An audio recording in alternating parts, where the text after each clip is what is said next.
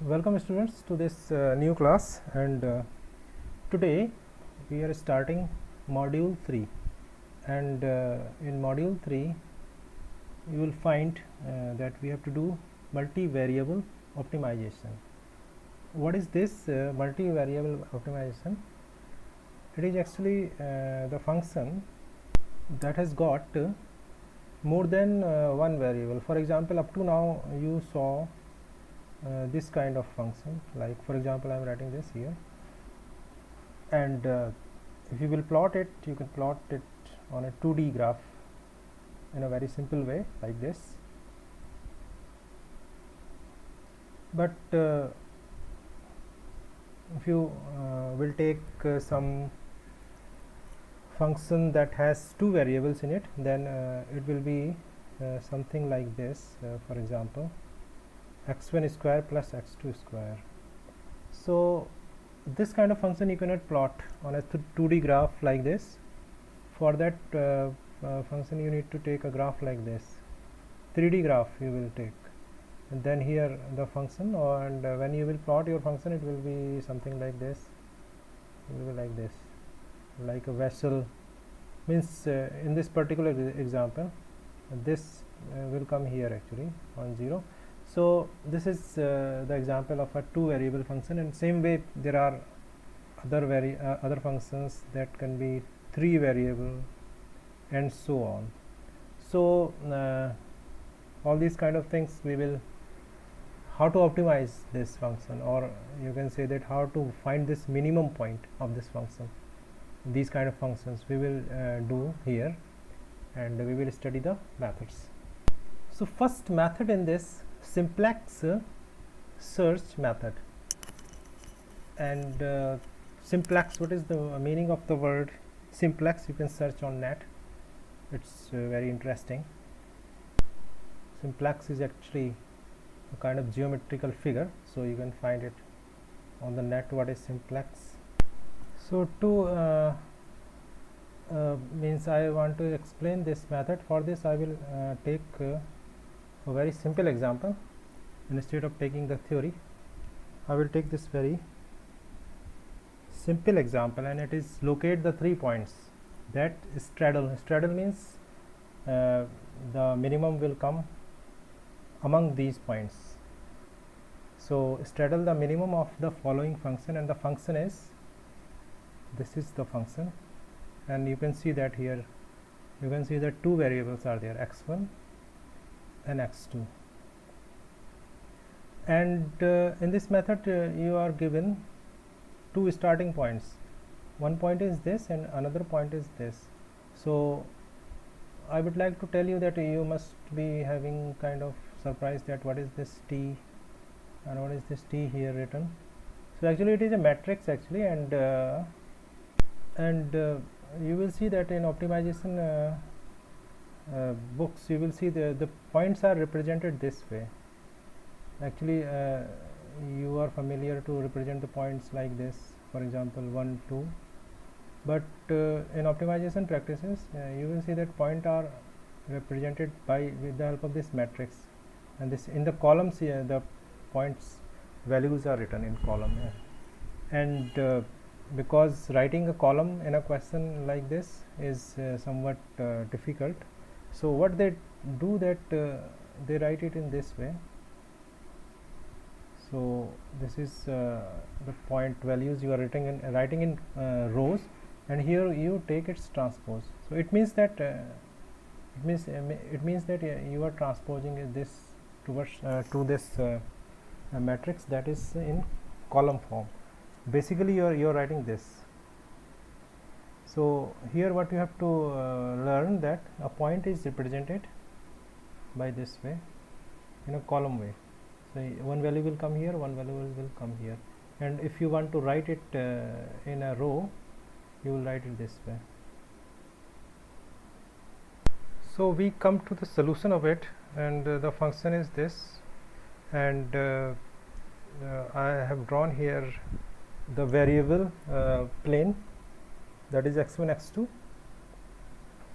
It will make you understand it in a much better way. And Here I have represented the points, 2 points in this plane, x1 and x2. These 2 points are here. These are 2 points. These 2 points, 2.4 and 2.5 and 4, you can see here that the same thing has been drawn here, 2.56, and another point is this.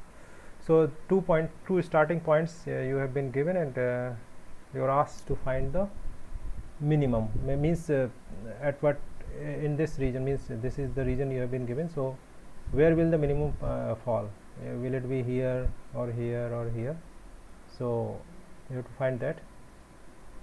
So in this method, what we do in step 1, what we do, that we find the third point. Actually 2 points are given to you, third point we will decide like this. How you will decide the third point? It will be like this, that you will find you will make an equilateral triangle in which all the sides are equal, and this will decide the third point.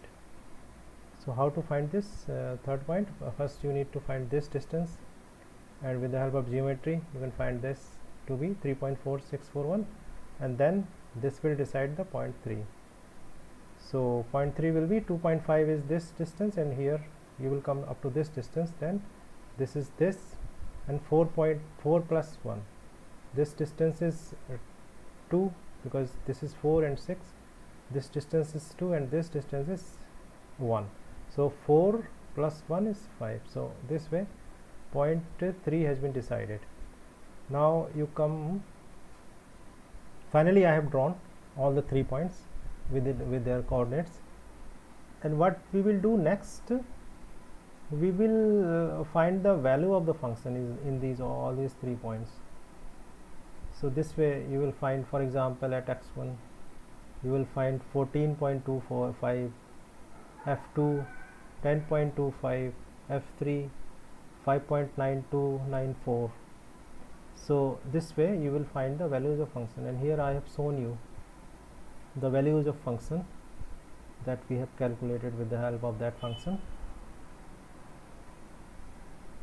So now what you have to do, you have to discard one point out of these. So in this you can say that if you have to find the minimum, then you can say that this point cannot be minimum, because it is the maximum out of these 3 points. So this point 1 is to be discarded. So this way you can see, you will see that now you will see, take these these 2 points, and where will be the third point now? How to get the third point or next point? So for the next point we do this strategy. So here again I have drawn those previous 3 points. Then what you do here, that you take the mirror image of this point, the point that you are going to discard, you take its mirror image here, and then this point, this new point you will take as your next point. Okay, so how to make the mirror image of this point? You can make it with the help of geometry, very simply. It is very simple, but there is also some quick formula also. So here I have drawn the figure. These are 2 points that are making the mirror like this. So these are 2 points, and this is the source of which the image you have to take in the mirror, and this is the image or the reflection. That's why this R, and S is for source. So this is the formula. This the first coordinate of this reflection is x1r, this, and the second point is this. So if you will apply this formula in this figure, you will find that the point 4 is this. So the formula you have applied here, the same formula is there. Actually this has been given in 2 components, but in one component you can write it this way, and both the components you can write in the form of matrix. So it is very useful to use matrix, because if you are not using matrix, then you have to use these 2 equations, but with the help of matrix you can do the calculations, both the calculations at once. So this is the advantage of matrix. Matrices are just tables, nothing else. All the data is put in the matrices like this. So fourth point, you have got this x4 and this, so this is the fourth point you have got, x4 point you have got, and point 1 we have discarded now, and this is your new point. And again we will do the same thing, that we will find the function values on these 3 points. So on point 2 we had already found the value. The next 3 on 3 also we already knew, and on point 4 we have got this value. Discard, now discard out of this, which point you would like to discard, because this is the maximum and you want minimum, so you will discard this point too. And before discarding it, you will get its mirror image. So find the next point x5 by taking the image of the discarded point x2.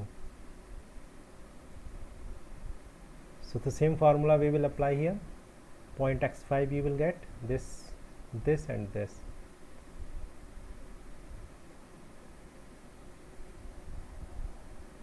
And point 2 discarded, new point here. Again you will find the function values. At 5 you can see it is giving function value this. So because the point 5 is maximum, it is giving you the maximum value, so you will discard it this time, and you will take its image to find the next point on these axes. You will those points that you are not discarding, that will form the axis of the mirror. So if you will do your calculation, you will find that the same point 2 you are getting again, this point, same point, because its mirror image was x5 fifth point, and if you will take the mirror image of fifth point, you will again get to the point 2. So you will come back again to point 2. So whenever these kind of conditions comes, then you have to stop, and it means that your solution has come. You've got these 4 points actually, and out of these 4 points, these are the values of the function, and here you can see there's this value is the maximum, and out of these 4 values you have to select these 3 values, and now you can say that your where is your minimum lies, where your minimum lies actually. So out of this you can say that our minimum will be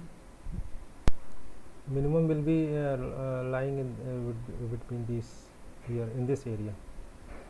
But you can say here that this value is too much, so it cannot lie here. So this is the result of this, that the point 2, 3, 4 straddle the minimum point. It can be anywhere here, maybe here, anywhere. So just you have to fix, you have just fixed the boundary of that point, that in this boundary you will have the minimum. So basically this is the idea of this kind of questions, and in this particular question actually you have got this minimum point just after 2 iterations, means this oscillating conditions. This is called oscillation between 2 points. You will oscillate between these 2 points, so it means that your minimum is somewhere here. So whenever you get these kind of conditions, you will stop there and you will decide where is the minimum lying. And if you will see this in the graph, you will find that it is something like this. If you will draw the graph x1 and x2 like this, and you will be getting this kind of thing like this. This is your point 2, this is your point 3, this is your point 5 and 4, and your function will be like this. Your function will be coming something like this way. So like this. So this minimum is lying somewhere here. So you can visualize these kind of things this way.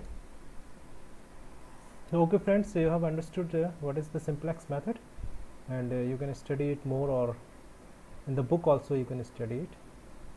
So thank you very much for this class, and today we have started module 3, and 4 or 5 methods we will study in this module also, and after that you can finish this module 3, and module 4 and 5 are just based on some simple programming methods. Those are not that much difficult. Main methods are actually basically in module 1, 2, 3. So again, thank you very much.